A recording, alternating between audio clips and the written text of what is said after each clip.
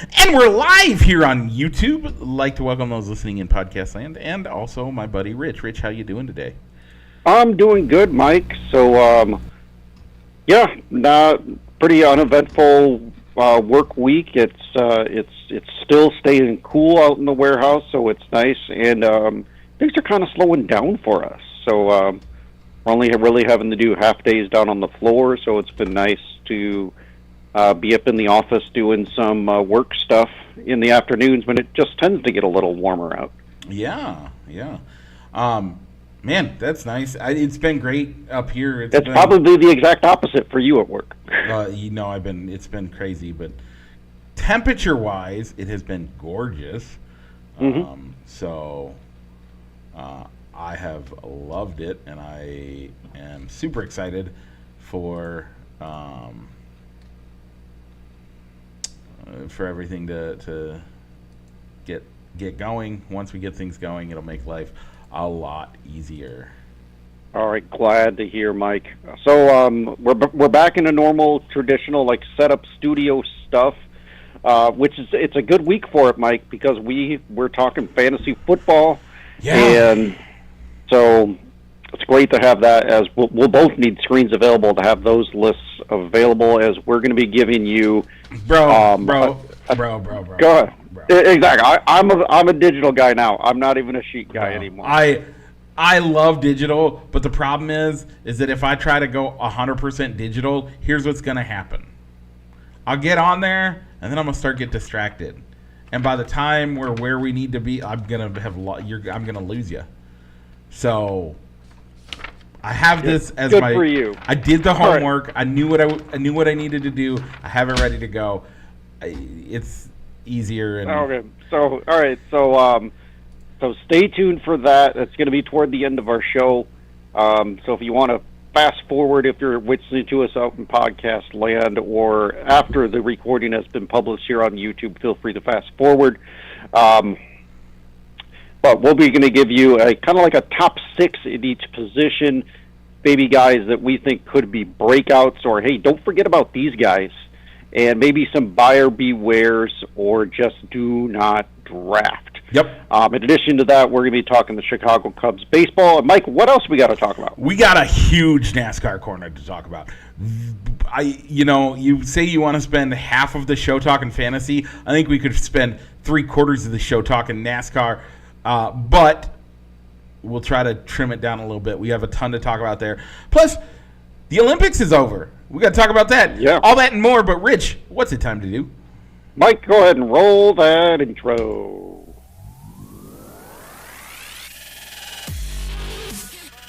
Broadcasting live from somewhere in Iowa, this is Balls and Sticks, the podcast, with your hosts, Mike and Rich.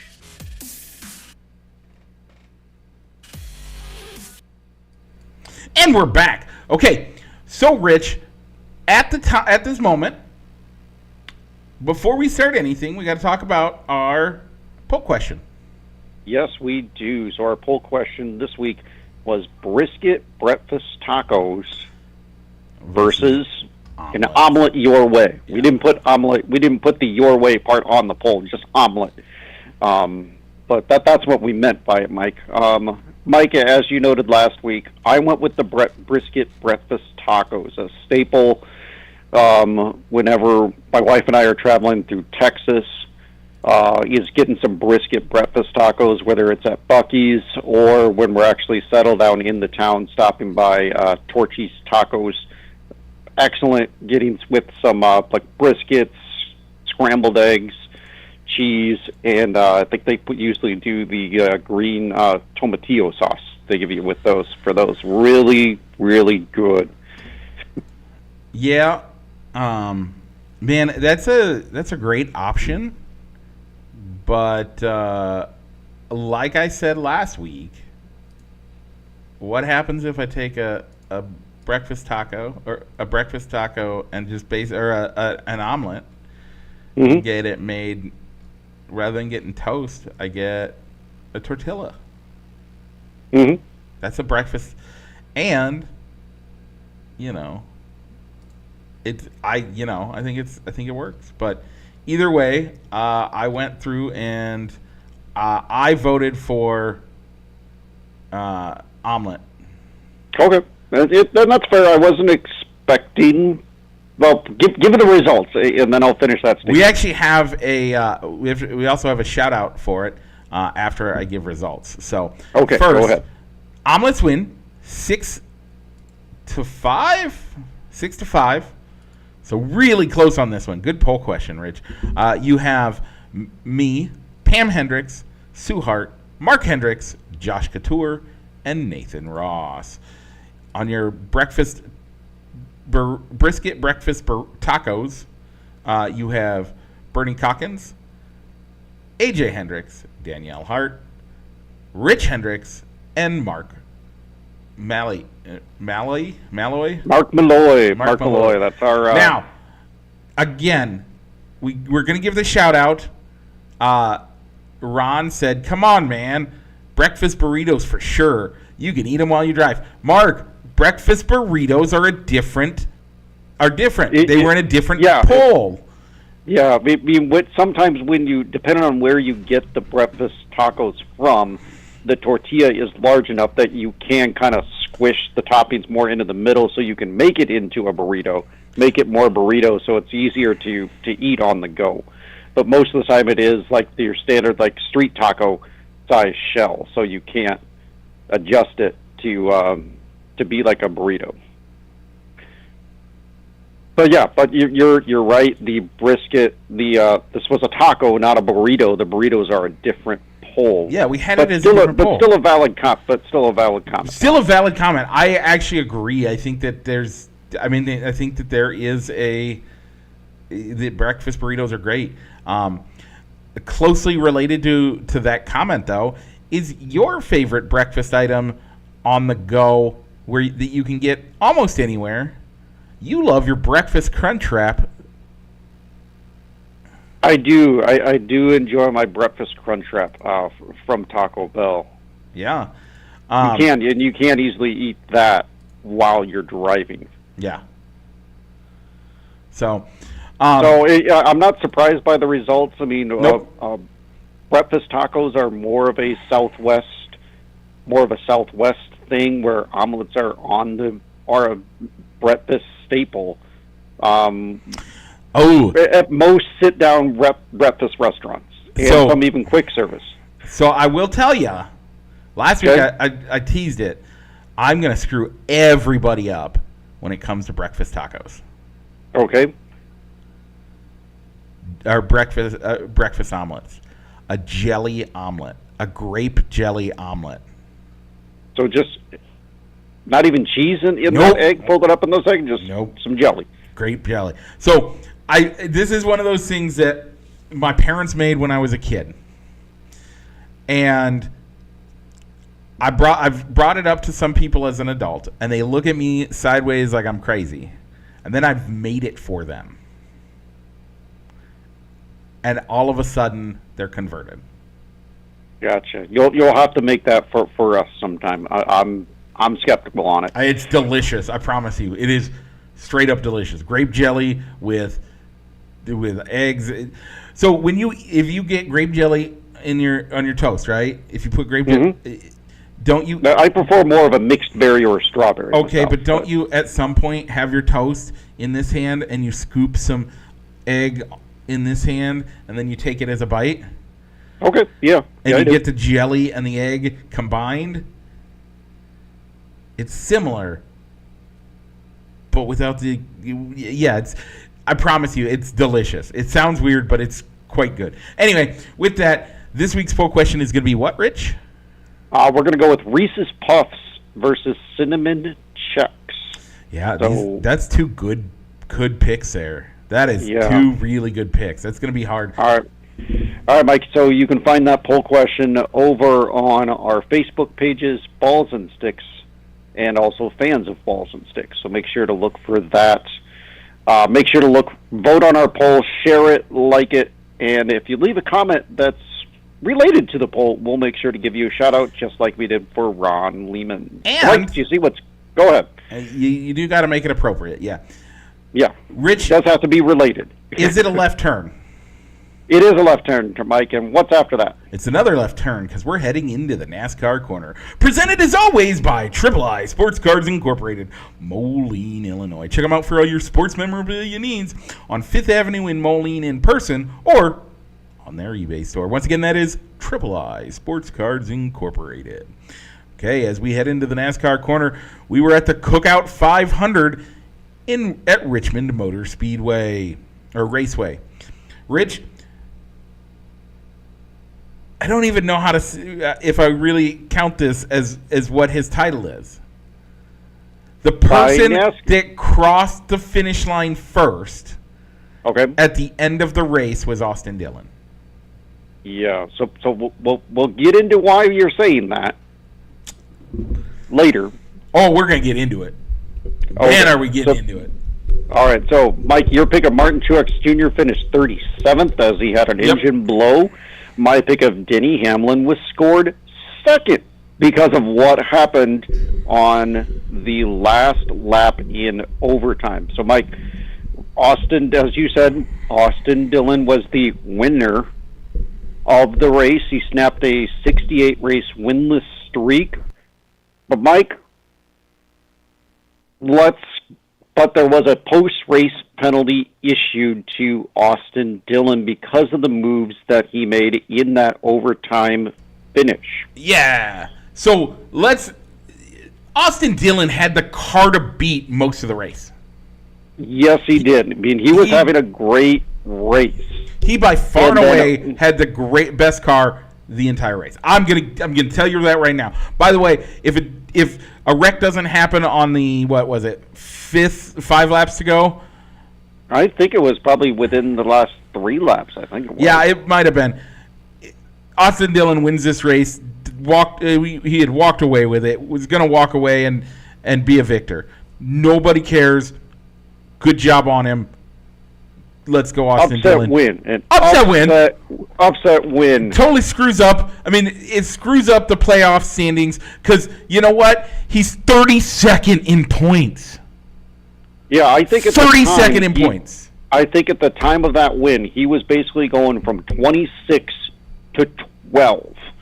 26 to 12. Yep. But hadn't won a race in 68 races. Mm-hmm. The man has everything lined up. He's going to win. He's going to be in the playoffs. Awesome, let's go. I was all for it. I loved it. So wreck comes out. Caution. Green light checker. Going to happen. Yep. We knew it was going to happen. It wasn't a controversial, did they really need to go under caution and send it to overtime? No, it was legitimate. Legitimate reason. You gotta throw it. That sends the race into overtime. We go into overtime.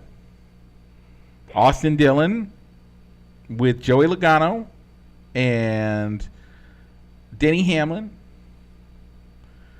Your top 3. By the way, Martin Truex Jr. had been wrecked out early in the race. That's why he finished 37th. Yep.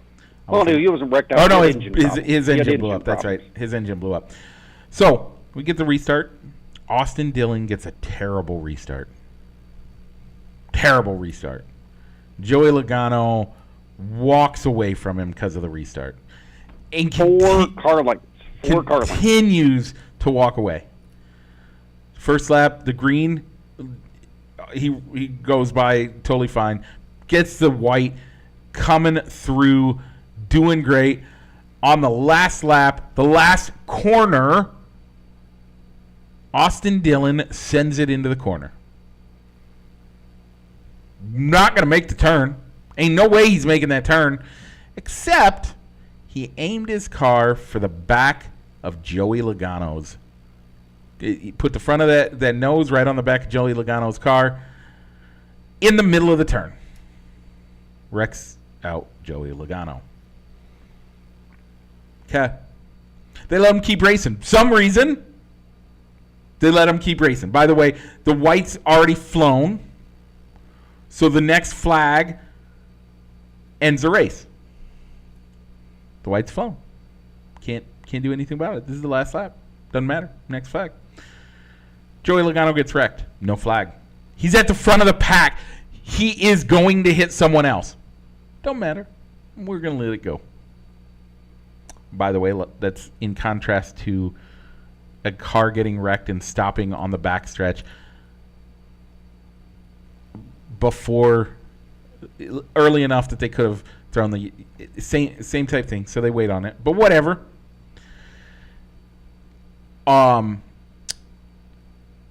As this move happens, it does cause Austin Dillon to slow down a bit. Denny Hamlin passes. Now Denny Hamlin's at first. Denny Hamlin's going to win the race. You're going to get 2 points. You're going to catch. Yep. You're going to tie me for the week. But then Austin Dillon says, "Nope, ain't going to happen." Makes a left turn right into the right rear of Denny Hamlin, throws him into the wall. Now chaos has ensued. Yellow flag comes out. Race is over. Doesn't matter. Yep. Race is over. Because Austin Dillon, the white flag, because it was the last lap of an overtime. Austin Dillon comes throw in. The flag and do a second overtime lap. Yep. That's the rules. Austin Dillon comes in, wins the race.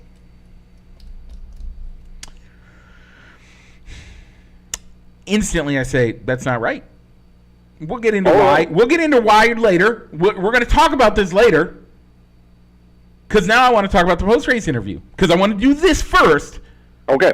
Then we're going to talk about the penalty, and then we're going to talk about. We're going to talk all.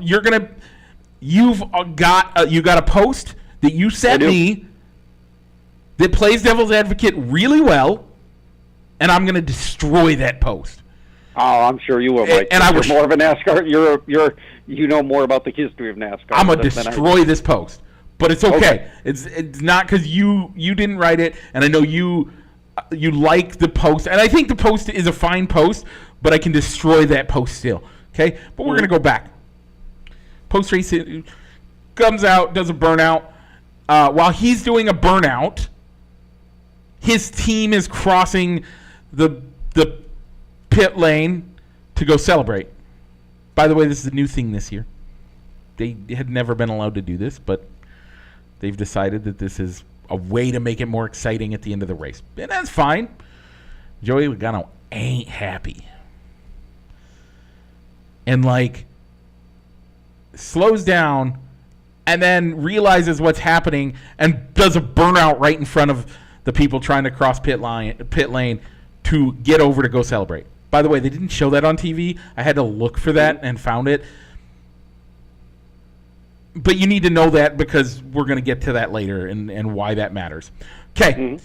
In the post-race interview, they're like, blah, blah, blah. Austin Dillon, tell us about that move at the end. And he's like, I had to win the race. If I don't win the race, I'm not in the playoffs. So I did what I had to do because I have to do it. And yeah, I wrecked him intentionally. Blah, blah, blah. It's great. We won. Wait, what? You literally just stood here on national television and told the whole world, 100% intentional, you knew what you were doing, and you were going for it. Yeah, he did.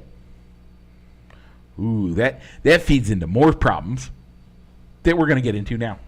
Okay? So the race is over. Very controversial. They do other pit road interviews. People call it chicken poop, but don't use such a nice term. Joey Logano does. He's ticked off Joey Logano. He ticked off Denny Hamlin. Denny Hamlin was gonna finish at like 8th or 10th instead of first, which he should have gotten, or second, which he was scored, which is what he ends up getting scored. And it's like, wait, time out. If you could tell me that Denny Hamlin. By the way, if you watch the replay, now so this getting scored like that goes to a different thing. By the way, it doesn't actually make sense. So you go to the last scoring time and you take the last scoring loop, and you take the position for which whoever was there. Well, by the way, if you do that, when the caution comes out, if you do that, I'm pretty sure Denny Hamlin was in first at the last scoring loop. I had not thought about it that way, Mike. What? No, I'm not saying that to you. I'm saying I'm just reacting.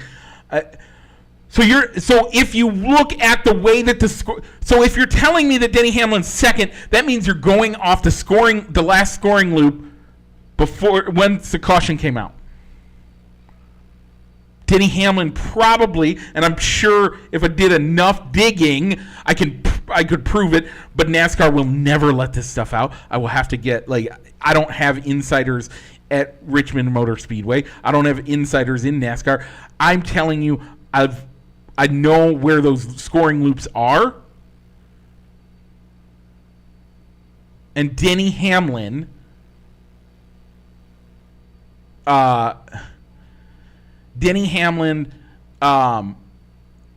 probably should have been scored at number one if they were going off the last timing loop. But you've already had Austin Dillon come out and, oh, look at me, I'm awesome. You've already had the celebration. You've already done that stuff. You've announced that he's the winner. They've had the promotional, they've had the changing of the hat pictures for all the sponsors. They hadn't done that quite yet. Merch. They hadn't quite done that yet. They were. Okay. It was while they were getting the car into victory lane. But you already had the celebration. You already announced it. You already said officially this. But I guarantee you, if I could get that scoring loop information, Denny Hamlin's probably scored first. But they can't change it because what did everybody see on TV? They saw Austin Dillon win. Huh. So everybody's ticked off. Everybody. By the way, people that weren't even involved in the wreck are pissed off. Sorry. I apologize. They are ticked off at how this went down. This is how angry I am about it. Yeah, I mean, you had Tyler Reddick, technically Hamlin's a driver under Hamlin, saying, I think he kept it very civil and saying, it'll have to depend on what the scoring is, because he could have gone from fourth to second based on how they did the scoring loop, where they scored Hamlin, and he's got a place secured in the playoffs. And Bubba Wallace, he was impacted by this. So he went from being maybe 2 spots over the cut line to being at the cut line because of the Dillon win at the track. Yep.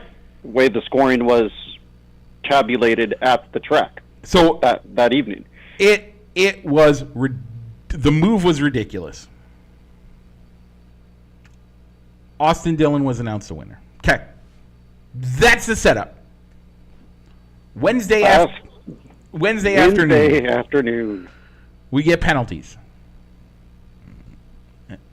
So another thing to go with. And I don't know exactly, but normally Tuesday or Wednesday, penalties are handed down from NASCAR from the race.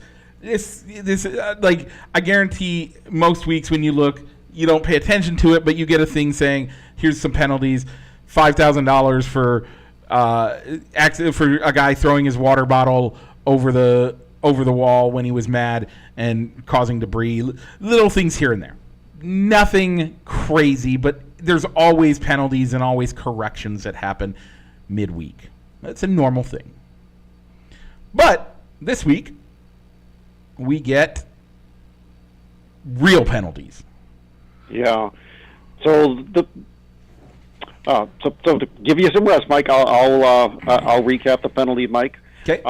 So the penalty is that Austin Dillon's win at the Richmond Raceway stands, but it would not count toward eligibility in the Cup Series playoffs. So his automatic pass into the playoffs is revoked, and he would also be docked 25 points from both the drivers and owner standings, which dropped him from 26 before the win to 31st. This was also rescinded. He was at 32nd. Time out. He was at so again. He was 26 coming into the race. I thought he was 32nd. I thought he was 32nd. He was 26. What I had gotten was 32nd. But before the race.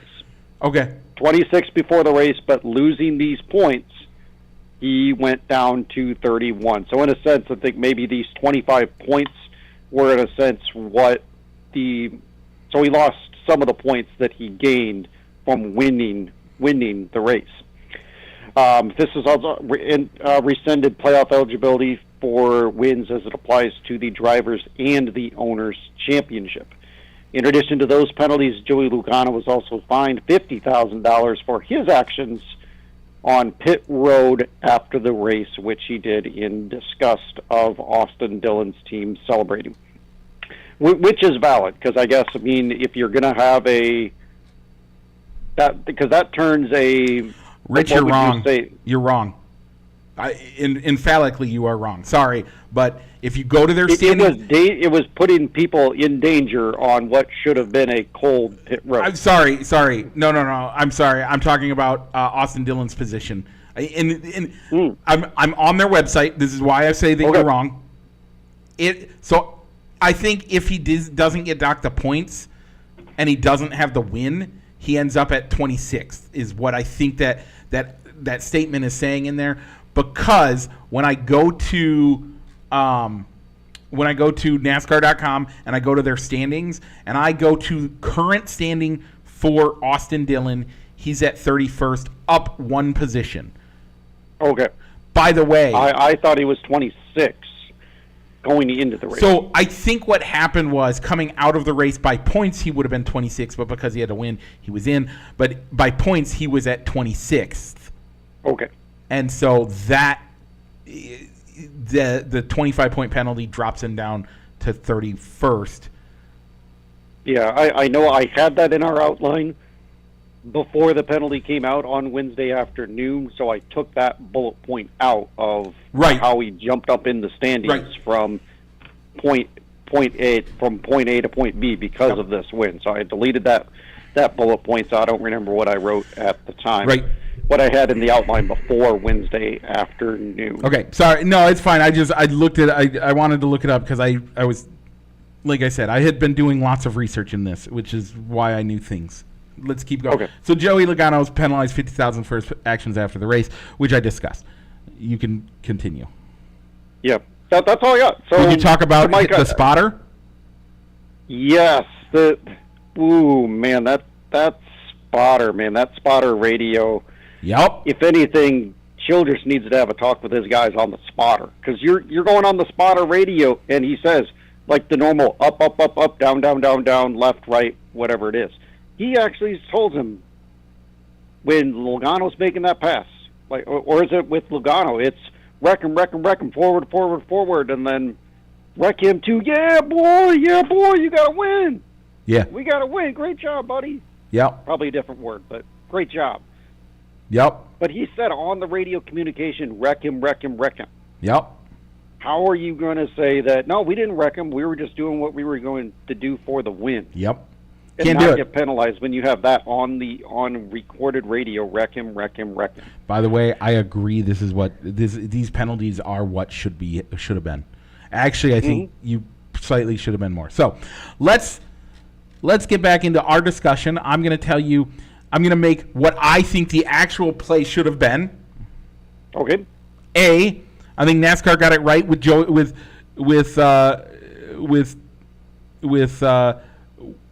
going to the last scoring loop on the last scoring loop for once the yellow comes out. I think that's where you got to do it. Now I think the yellow should come out sooner. I think the yellow should come out after Joey gets wrecked, but we're going to leave that alone. But then we're going to say, okay, pause, time out. Let's look at historic penalties type things. So, my first argument, if it's for second to 38th, anything but first, and the same thing happens, what the general standard practice is you get penalized. You get a did not qualify or did not finish, and for that race you lose your standing. You get a did not finish, get put to the bottom of the standings, and you get suspended for 2-3 games or races, something like that. Don't believe me? Look back. We've seen it happen. I can bring stuff up. By the way, if it happens mid-race and you cause a wreck, You cannot benefit this is in the rule book. If you cause a wreck, you cannot benefit from that wreck. I.e., if you are one lap down, if you're the lucky dog, and you cause a wreck, that lucky dog gets taken away. Nobody gets it. You do not get to benefit. By the way, that's in the rule book. You do not get to benefit by causing a wreck or a yellow. Period. So if you're telling me you don't get to, that's in your rule book. And why is it different for mid-race than it is for the last lap? Obviously, that's argument number one. If it's any other position, he gets docked points, he gets suspended for 3 games or 3 races. Period. That we've seen people who have wrecked other people in a similar fashion get that punishment dealt to them. When it's not the last lap, maybe. Even if it was the last lap and you did something like that to get into the top 10, you would get those. That's what your penalties would be. Period. That's what it would be. Okay, that's number one. Number two. Actually, that's my first argument. So, Rich, time for you to play devil's advocate. All right. So we found a Facebook post. We'll give a shout-out to a person that probably doesn't even know they're being shouted out on the show. But Brad Smith came up on my feed somehow, and the comment went, if Dale had done it, you would say he's a renegade. Tony Stewart had done it, you'd say can't hold back talent. If Larson had done it, you'd all swear the leaders were holding him back. Austin Dillon won't. Austin done it, win it, period. If Denny and Joey have an issue, handle it like men. And I'd probably also make the argument, I mean, I saw many other people in the comment thread and other comments saying that Denny and Joey have pushed people out of the way for similar wins, not in minor league, not a right hook like Dillon did to Larson, but they've done it less blatantly to get wins. Maybe. Yep. So I wasn't watching and following the sport with Dale Jr. and Tony Stewart. No, this is Dale Sr. that they're talking about. Yeah, Dale Sr., Dale and Tony Stewart. But I can make a comment with Larson. But yeah, but the difference. So time out. Go ahead. Time out. Here's the problem, Rich. Mm-hmm. When were any of those guys 32nd in points, and this guarantees them the opportunity to win the championship? Exactly. You took it right out. Those guys would never be in that position come the fourth to the last race of the regular season. They would not be in a position that. Nope. Those probably all of those guys probably would have had a win going into that race by now. And even if they didn't have a win, they would have been in points. They were. None of the guys that were listed in that post are people that wouldn't have that would have been that in 32nd in points going into that race. Yeah. By the way, probably more popular drivers than Austin Dillon is probably. If you're a fan of Austin Dillon, you're more than likely you're a fan of the number 3, not of Austin. No, I actually don't mind Austin Dillon most of the time. I mean, it's a little annoying. So Richard Childress isn't going to be mad about this win, and you know why? That's Austin Dillon's granddaddy. Mm-hmm. So, he did have to earn his way up to the top. He didn't just get it because it's his granddaddy. He did earn his way up there. Now, we got to finish this up because we're at 34 minutes on this, and we don't have you want more time for. We might go a little long day. It might be a long episode. It might be a longer show. It might be a longer recording. But I can, and I did, and I've done. I mean, I can tell you this is a thing. So, how does this work? What does so? First of all, NASCAR did the right thing. He doesn't get the win. It doesn't get an automatic berth. Now he has to earn it again. He has to legitimately win a race. Because at this point, there's no way, like, he's eliminated unless he legitimately wins a race. But So that's where we're at. I think I've said enough stuff to say Austin, that was disgusting, and Austin deserved what he got. I think he actually deserves more. But sure, we'll leave it be. Yeah, Fortunately, I nobody agree was with the hurt. right penalty to make. I mean, I'm glad that they did it this way instead of saying we're going to suspend him for 3 races and take away his position eligibility. Because at least now, not only does he have to win the race, but Dillon, Lugano, and Hamlin could essentially settle their differences on the track during the regular season instead of it bleeding into the playoffs. But I also don't think, even if they had said, you know what, we've made our bed, we're gonna stick with it, and he's playoff eligible. Sorry, that would have been. There's no way he would have made it out of the first round of the playoffs, regardless, because Nope. this is a guy that continually a top 10 finish is a victory for this guy, not a regular expectation, because he finishes 15 and below in most races, unless it's a super speedway. How about this? There are 30 each week. There are 38 cars that make the track. He's 31st right now. He's 31st in points, and that's up one from last week. People that are below him that hang on, let me look. So while you're looking that up, Mike, a leftover for next week that we'll keep on the outline, we'll be talking about the option tire that was used at Richmond Raceway. So we'll circle back and talk about the option tire next week. So we'll probably talk about that before we recap the Firekeepers Casino 400. Our pick for that race is coming up next. Okay, I can't find what I'm looking for, but basically what I'm trying to say is, oh, here you go. How about this? Okay.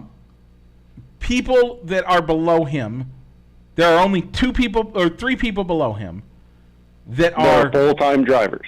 There are only 3 people Okay. below him that are registered, that are in the entry list for Michigan. Okay. Only 3. He's only 7 positions above Jimmy Johnson. And Jimmy Johnson drives part-time. He has 319 points. It doesn't make sense. Like, this guy doesn't deserve, like, he barely is if he was on any other team, if any other team had him on, he would be looking for a new ride. Because let's look at, I mean, he's not racing in a way that any of these guys, it's nonsense. But I think he deserved at one point in time to be in there. But yeah, nobody else below, basically, but everybody below him doesn't sit in their car full time. Period. Yeah, I can agree with that. So let's move on, because I can keep going all day. I know you could. Firekeepers Casino 400 up in Michigan in the Irish Hills. Mike, Ford has dominated this race, and I think that dominance is going to continue. So while I'm tempted to pick Joey Lugano, I think he's either going to cause a wreck or he's going to have more revenge on his mind rather than scoring points for the playoffs. So I'm going to go with Ryan Blaney. Yeah, you took the guy that I actually wanted this week. I'm going to go with Chase Elliott. I think Chase has good has track history too. I like great that track thing. history. Loves 1.5 mile racetracks. Been a bit like he wants to get more points for the playoffs. So let's see him. I think he'll do well. With that, Rich, this has been the NASCAR Corner, presented as always by Triple I Sports Cards Incorporated, Moline, Illinois. Check them out for all your sports memorabilia needs on 5th Avenue in Moline or on their eBay store. Once again, this is Triple I Sports Cards Incorporated. Let's move on. Keep making left turns as we go to the Diamond. The Cubs went 2-3 on the week. Rich, I said 2. You said 3. Yep. I was correct. Yeah, this week, Rich, I really thought that they could have gotten I was really thinking that they could have gotten one of those games against the Guardians, and they played them really close on the Monday, Tuesday, but they just couldn't pull out victories. Okay, this week, Rich, they have 2 against the Blue Jays, 3 against the Tigers, and 1 against the Marlins, making 6 games. I'm going to put them right at 500. I'm going to go 4-2 that week. The Jays are struggling, the Tigers are struggling, and well, the Marlins are always struggling. Yeah, no, I agree with that. That logic makes sense, but the Cubs are struggling as well. So, yeah, okay. I mean, this could be a tough. It could be either be a frustrating week, a frustrating month to end out the regular season, or it could be one of false hope, because they are facing a lot of teams that are under 500 and underperforming. So all these wins could catapult them up to a wild card spot where it's like, oh man, and we're gonna get knocked out in the first round, and then we get knocked out in the first round because the schedule fell right for us. I think that's more likely to happen, but All right, so Mike, there was some news that I put onto our show outline, which we're going to do next week, and it's that Major League Baseball could be going to trying to force more rules on baseball, even though they don't need to, by trying to make pitchers have a 6-inning minimum. 6-inning minimum with some exceptions. But we'll talk on that next week. Yep. With that, let's go to the Olympics. Let's head to Paris one last time. Give you a medal count real quick. The U.S. had 40 golds, topping the charts, tying China, and 126 overall. The most overall golds or medals for anybody. And the second place was China, that was behind by 35 medals overall. All right, Mike, your adopted country of Hungary had 9 golds, 19 medals overall. My adopted country of Belgium had 3 golds and 10 medals overall. Did you enjoy the Olympics? Oh, yeah. What I watched of it, I did. Yep. I love the Olympics. I didn't watch the pageantry of the opening and closing ceremonies. Kind of glad I didn't. I watched the opening ceremonies. I think we discussed it last week. We did discuss it, so don't need to rehash that. But I love the opening ceremonies. I never watched the closing ceremonies. I don't. It's not. I don't think it's as exciting. With that, I think next week we're gonna put Olympic. We're gonna have Olympics one more time. We're gonna talk about a couple of more things. Next host city is gonna be the Winter Games in Milan. Then they're gonna be in Los Angeles for the summer. We have some stuff to talk about on that, and I want to talk about our top moments and top stories to come out of it. Okay. We'll put that on for next week as well. We'll drag the Olympics out one more week. But we got to get into our topic of the week, draft day. That's right. So, Mike, we're in 2 leagues together. One's a full redraft league, and we're in year 2 of a dynasty league where we're just drafting rookies. But, Mike, we're just going to focus on how we would prepare and how we rank our players for a redraft league every single year. So as we said, we're going to go with a top 6 at every position, and maybe guys sleepers or breakouts, or don't forget about this guy, and also a buyer beware. Mike, where would you like to start? Let's start with. Let's start at the top. Let's go with quarterbacks. All right, so quarterbacks. Whew. Okay. So I mean, obviously the number one. So I find it not hilarious, but I find it interesting that all right, Mike. The guy that I have at number 1 probably isn't the one that you're expecting. I'm sure mine's not either. All right, but when you're playing fantasy football and real football are 2 totally different things, Mike. Yep. And with the way our leagues are scored, and probably even most people's leagues, a rushing touchdown is worth more than a passing touchdown. Yep. So I have probably so my top 3 guys are guys that are dual threat quarterbacks that are known just as much for running the ball as they are passing the ball. Yep. So my number 1 overall fantasy football quarterback is Josh Allen of the Buffalo Bills. Okay, I don't mind that. My number 1 overall is actually Lamar Jackson.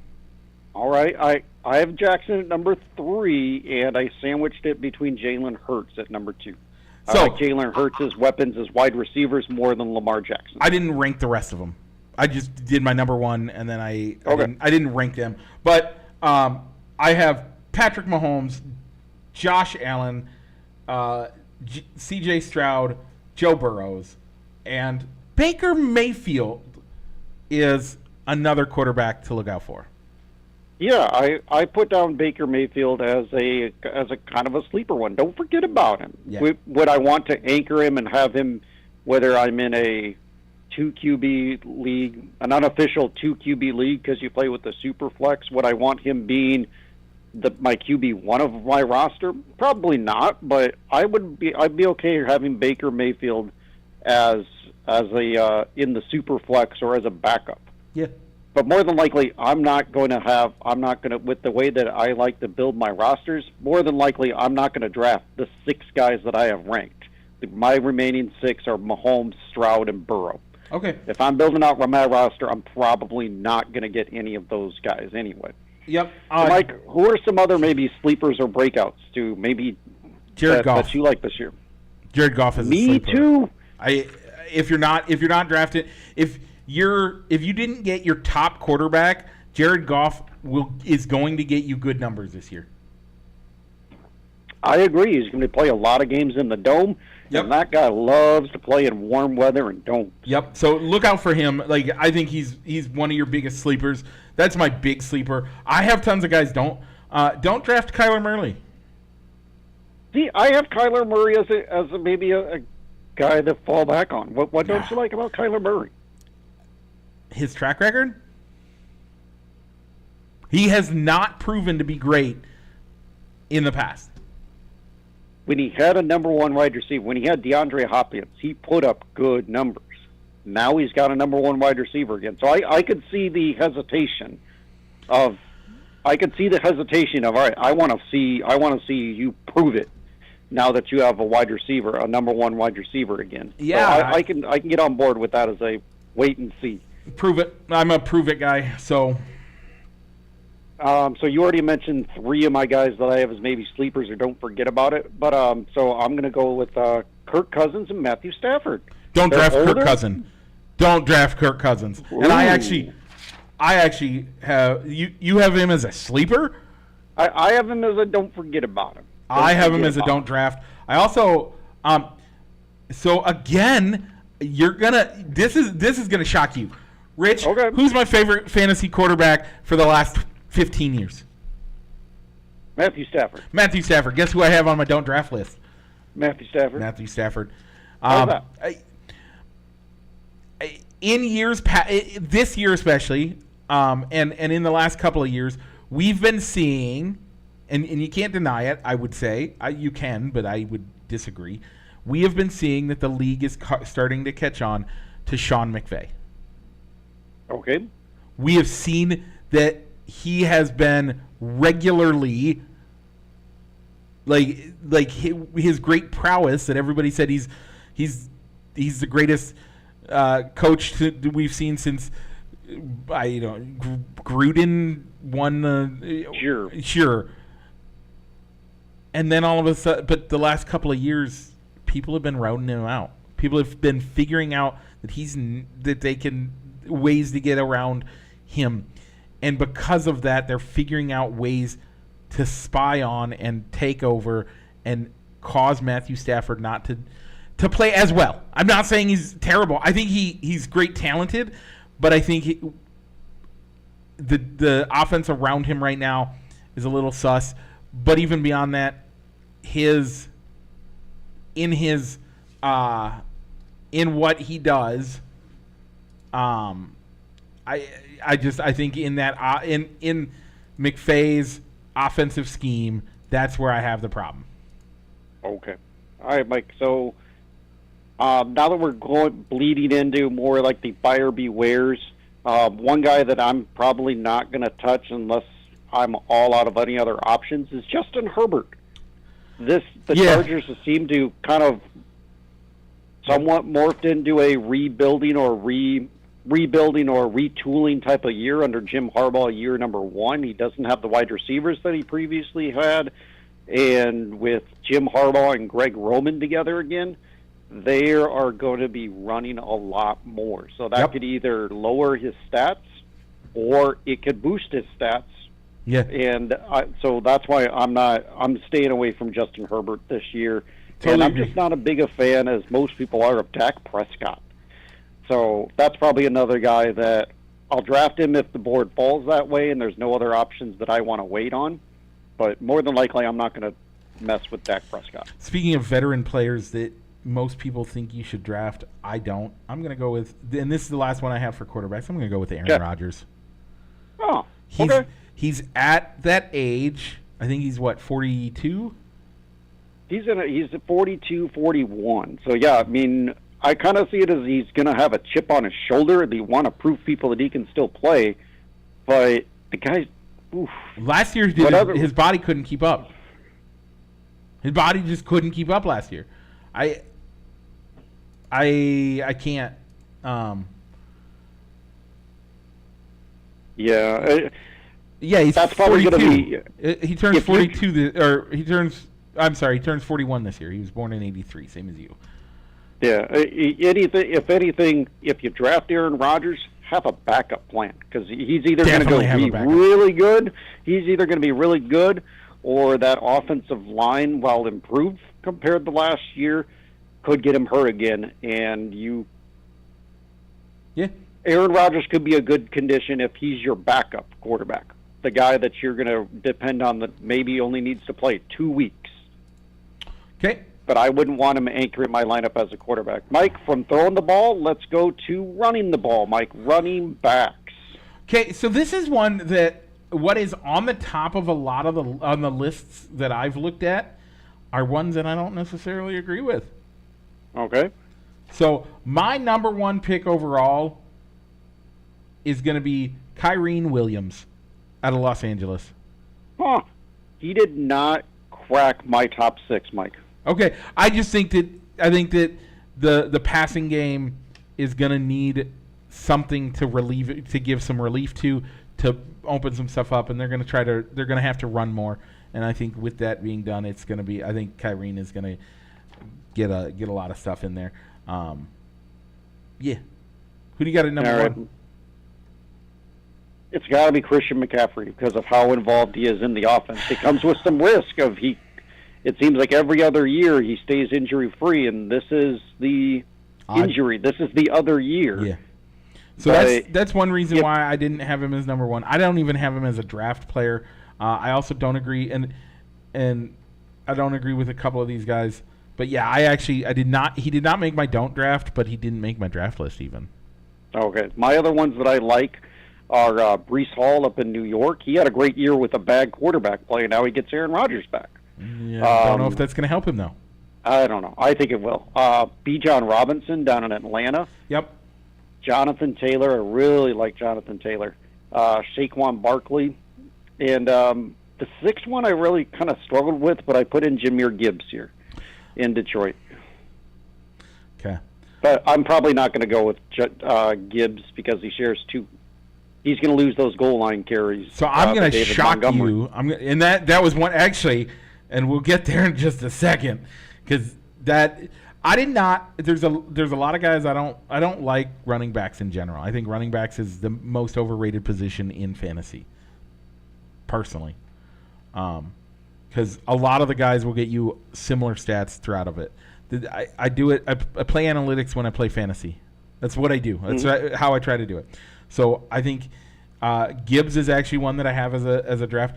Derrick Henry, another one that I think has lots of miles on him, but that man hits the weight room and throws his weight around. There's not a lot of running backs similar to Derrick Henry, so he'll continue to get you good points. I'm Andre Swift. The I actually the do Bears, like DeAndre Swift this year.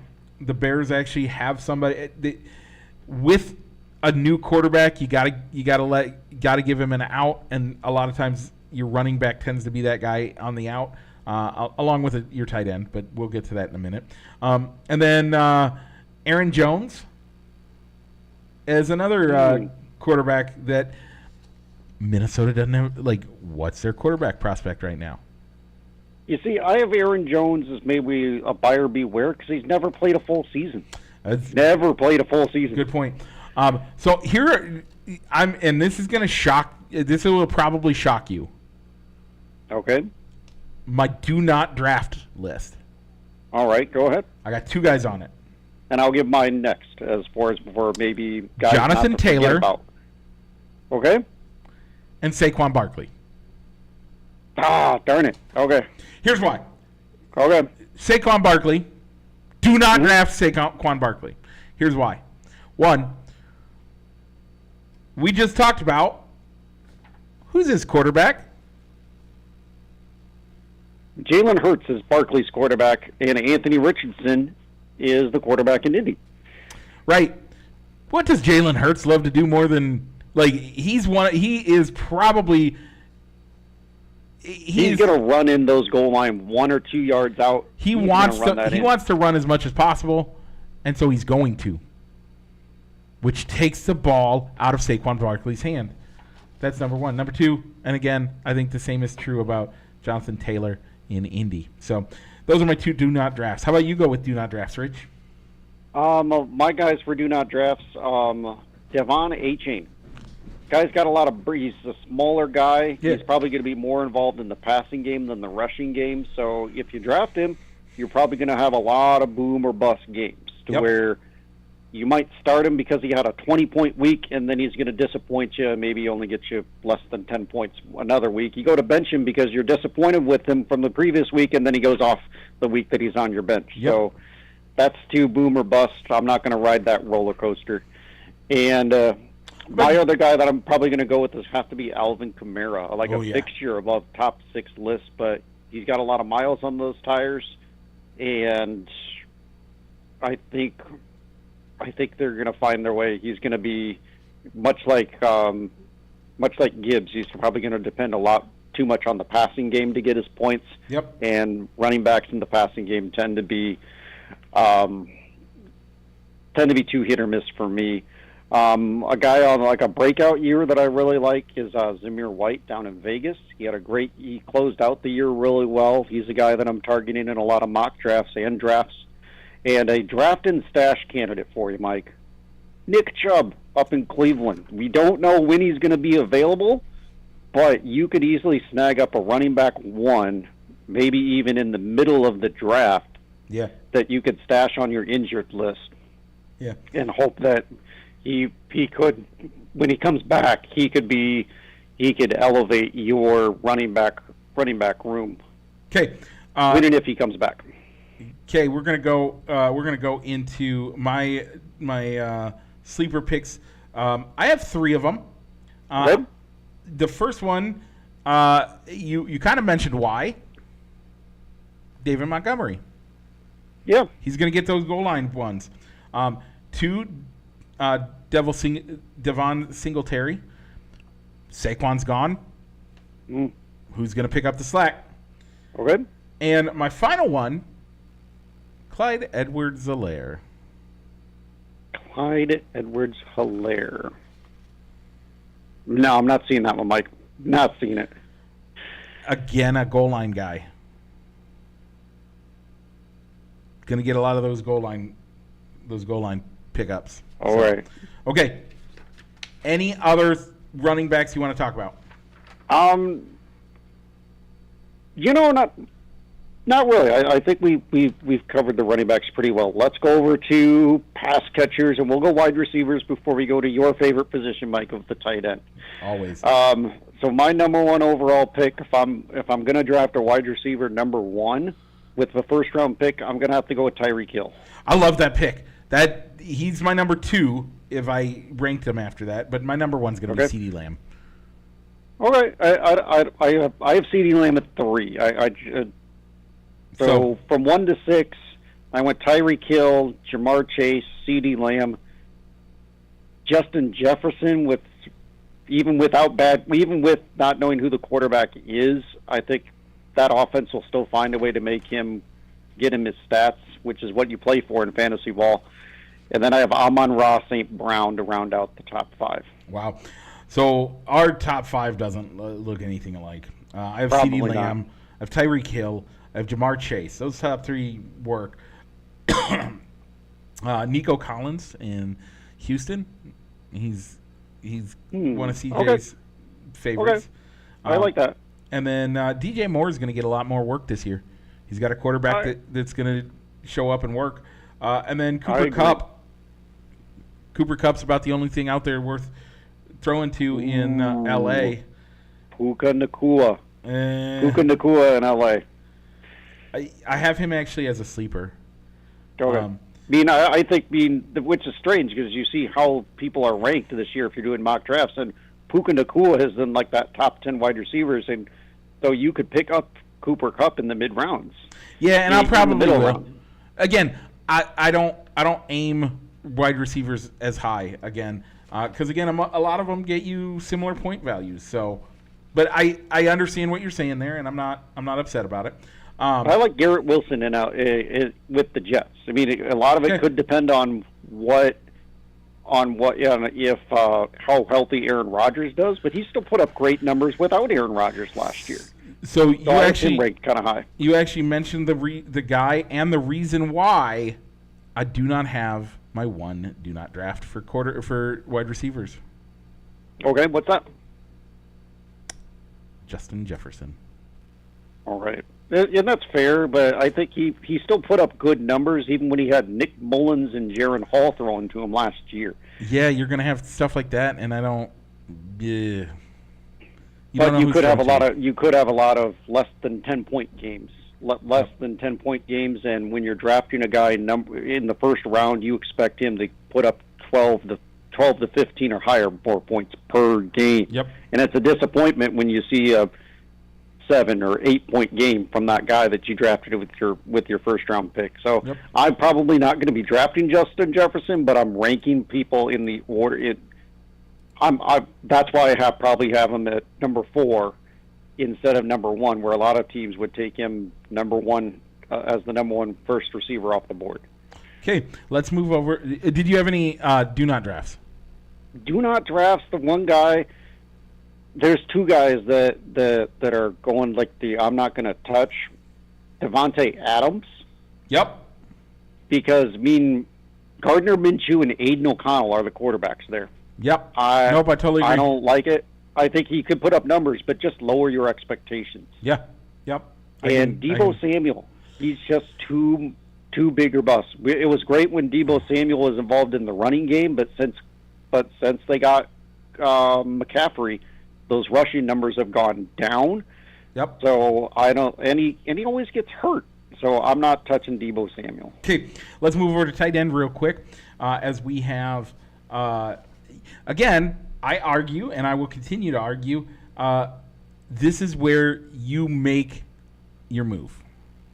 Said it before, and I'll say it again. This is where your top 2, maybe 3 guys get you more points, get you as many points as a wide receiver and a running back, and there's only 2 of them. This is why this is, for me, the critical position to draft. Okay. My number 1, is there any doubt? Like, how is it not Travis Kelce? I have Travis Kelce there as well, Mike, and my list is only 2. I'd agree my with list is only 2, by the way. Okay. Who else do you have, Mike? Sam Laporta. That's it. Agree. That's it. That's all I'm. If I'm drafting, again, I will. One of those 2 guys will get drafted by me. Period. I don't care. If I have the number 1 overall pick, I guarantee you one of those 2 guys will get to me. Why? Because I will take them number 1 overall. If I have anything else in the top. Again, nobody else is going to. Most people aren't going to draft a tight end in the first round. Nope. You might get a Travis Kelce. You might get one of those guys to go in your first round if you have somebody crazy like me, or if you have somebody if you have a bigger league.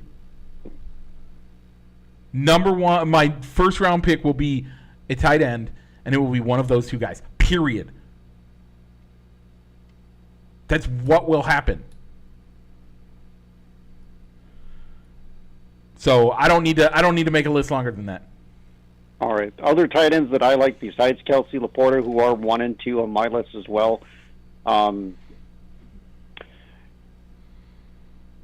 still think that George Kittle is a fantasy relevant tight end, not as much as he used to be, but he's still relevant. And maybe a guy to watch out for on the tight end position is Dalton Kincaid down in Buffalo. So I do have Kittle would be somebody I might draft as like a backup or a replacement for if I don't get if I don't draft both Laporta. So in the odd event that somebody knows your league trend and picks one ahead of you and picks Kelce, then you would go Laporta. In the odd event that Kelce and Laporta are off the board, Kittle do you pivot down to Andrews or Kincaid, or do you wait and grab a tight end later on in the draft? I probably take Andrews, but I might wait and get Kittle in like the second or in the third or fourth round. Okay, that's fair. I don't share your opinion of tight ends as tight ends, especially when you went 1-2 with tight ends because I don't using like a hero tight end of getting Kelce at all costs with the first round pick. I don't share your opinion of getting the second or third best tight end because every single week Travis Kelce's in that lineup, regardless of what his status are. So I don't see drafting a second top tight end who's only going to play 1 or 2 weeks. Here's the other side of it, though. Here's the thing. If you have Laporta and you have Kelce, one of those guys can play in one of your flex positions. That's correct, but I don't think that they put up enough stats to play over Kelce does. Kelce 100% does. Laporta, I don't know that I will go 1-2. I would not put a tight end in my flex if I already had Kelce on my roster. That's just my opinion. My plan is that is not my plan. But if in the fourth round nobody's picked up Laporta, probably going to grab him. If in the fourth round nobody's started picking up tight ends, which they should. They should. It should be a thing. But we'll see what happens. Okay. All right. So other tight ends that I kind of like, Jake Ferguson down in Dallas could have a good year. Dallas has no running games. They're going to continue to throw the ball. Yep. And how about I like Trey McBride down in Arizona. He had a solid year last year. Yeah. So I was gonna. My do not draft on this list is Kyle Pitts. Okay, I can see that. He's either going to continue to I think because too many years he's going to be the breakout tight end, and then nothing happens. So you've been burned by him too many times. There's that, and there's the fact that if you look at how Kirk Cousins does his reads, he doesn't. Tight ends are not on the top of his list. Well, I think he had T.J. Hawkinson had some good years with him when they were in Minnesota together, but not necessarily on the level. But he's not going to be a top tight end. He will not be a top tight end because of who's throwing to him. Ones to pick up though, Cole Kmet. I have Kyle Kmet as a buyer beware, and the reason is because the Bears have never carved out a good role for a tight end, and now they have two better wide receivers to go along with DJ Moore and Keenan Allen and Rome Odunze. So I can. So I think Cole Kmet's going to be like fourth on that pecking order. And then Dylan Schultz for targets in Houston. Yeah, I like Dalton Schultz. Yep. So okay, with that, Rich, let's move on to the team defense. We won't spend too much time here. So Nope. I think if I had the number one, if I was looking at my top defensive target, it'd probably be the 49ers. Man, me too. Number 2 But- for me is the Dolphins. I don't have the Dolphins ranked. Another defense that I like because they have such a late bye week to where I can draft the defense and not have to worry about it. We'll probably have to be Cleveland and Baltimore, two solid teams that are good on the defense and have a late bye. Yeah. Do not draft for me would be Jacksonville. I didn't even go into breakouts or buyer beware because And, sometimes with the defense, I'm just picking a defense as one of my last 2 picks. Just somebody to And- play. Yeah. And I always rotate. That could be one that I'm gonna rotate and play the matchups every single week. Yeah, and that's actually a great strategy. And then my sleeper is the Colts. Well, that's Again, they have the 14th. They have the last bye of the year. fair. All right, Mike. And finally, the kickers. Yeah, kickers. Kicker, Mike. It's got to be Justin Tucker. He's got a late bye. Baltimore. He always puts up his points. I like Justin Tucker, but my number 1 overall, and a guy that I also have as a sleeper, Okay. Koo.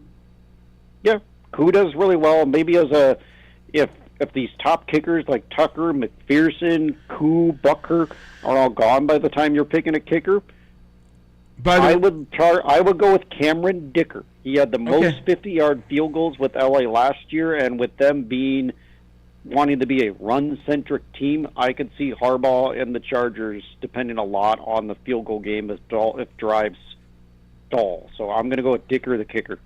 Yeah. No, I don't mind that. Honestly, kicker is one of those things where it's positioned by committee.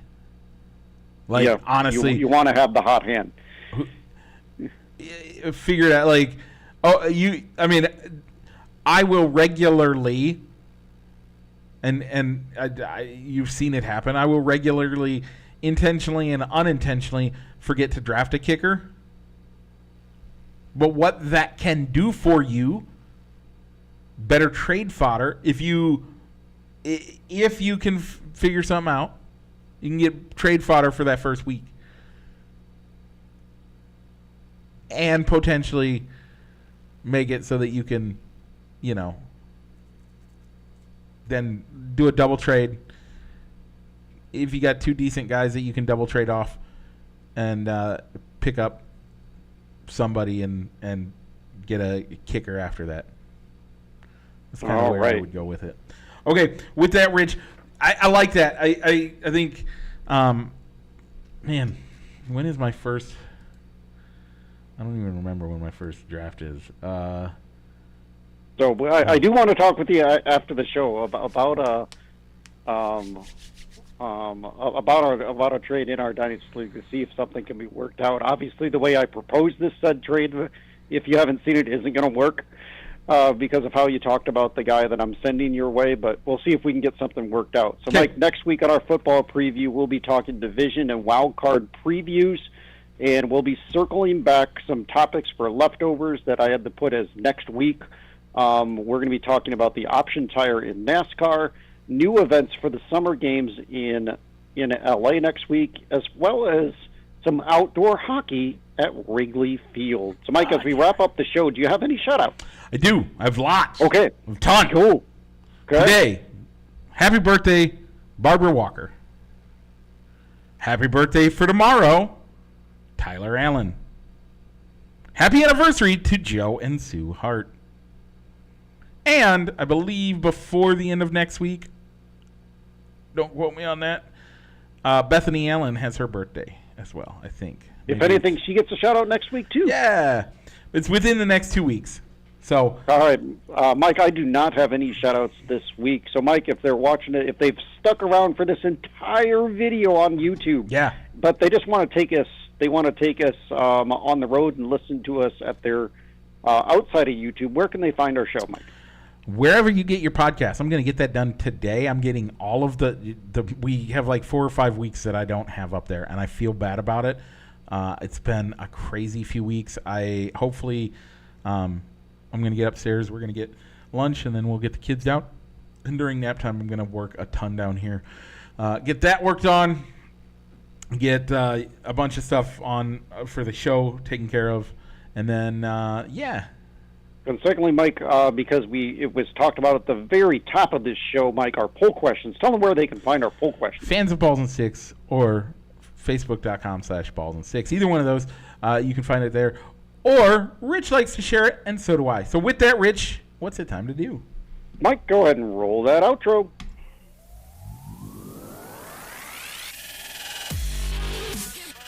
Broadcasting live from somewhere in Iowa.